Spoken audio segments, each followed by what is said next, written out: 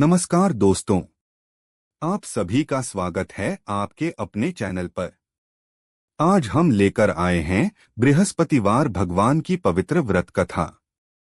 इस कथा को सुनने मात्र से जीवन के सभी कष्ट दूर होते हैं और घर में सुख समृद्धि आती है। तो आइए श्रद्धा और भक्ति के साथ कथा का आरंभ करते हैं। बृहस्पतिवार व्रत कथा विस्तार से। बहुत समय पहले की बात है, एक नगर में एक ब्राह्मण रहता था। वह बहुत ही धार्मिक और भगवान बृहस्पति का सच्चा भक्त था। वह हर गुरुवार को व्रत रखता था और पूरे विधि विधान से पूजा करता था। उसकी पत्नी स्वभाव से बिल्कुल अलग थी। उसे पूजा पाठ में कोई रुचि नहीं थी। वह भगवान में विश्वास नहीं करती थी। जब भी ब्राह्मण पूजा करता वह उसे रोकती और उसका मजाक उड़ाती। ब्राह्मण अपनी पत्नी को समझाता कि गुरुवार का व्रत बहुत फलदायी होता है, इससे घर में धन दौलत और सुख शांति आती है।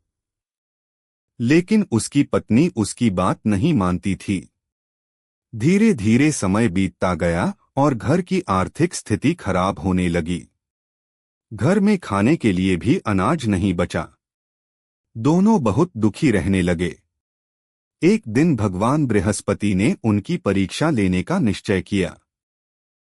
वे साधु का रूप धारण करके उनके घर पहुंचे।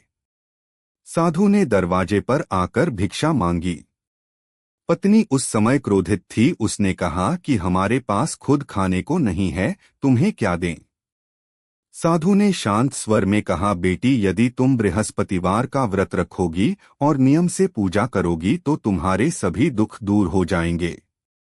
पत्नी को अपनी गलती का एहसास हुआ।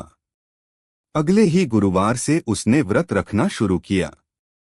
वह सुबह जल्दी उठती, स्नान करती और पीले वस्त्र पहनती। भगवान बृहस्पति की पूजा करती, केले के पेड़ को जल चढ़ाती। वह पीले चने की दाल, गुड़ और हल्दी का भोग लगाती।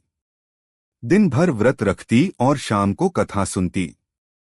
कुछ ही दिनों में चमत्कार होने लगा। घर में धन आने लगा। गरीबी दूर हो गई। घर में खुशियां लौट आईं।